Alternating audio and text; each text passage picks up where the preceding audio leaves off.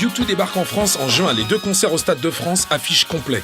Au même moment paraît un livre de photos d'Anton Corbijn et Bono par Bono, les confessions du chanteur superstar par le journaliste et romancier Mishka Assayas.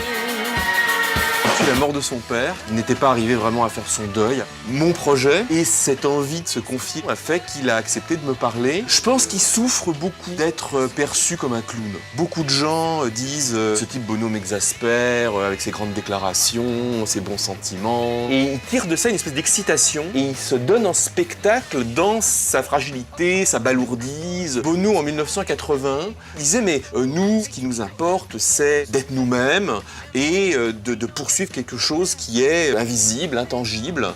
C'est pas une paire de pompes, c'est pas une coiffure. Il n'arrivait pas à mettre un mot dessus. Bon, pour lui, c'était clairement Dieu, la spiritualité. Il y a eu un événement fondateur pour Bono, c'était le concert Live Aid de 1985, à l'époque de la grande famine en Éthiopie. Ça l'a bouleversé. Il s'est dit, il faut que j'y aille. Il est allé passer 3 semaines dans un camp de réfugiés avec sa femme. C'est un lobbyiste pour l'aide à l'Afrique.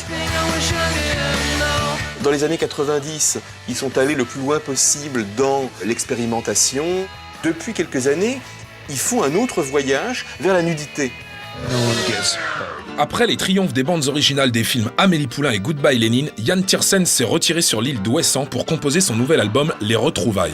Entouré d'invités comme Dominique A, Miosek, Jane Birkin et l'ex-chanteuse des Cocteau Twins, Liz Fraser. Jusqu'à 12-13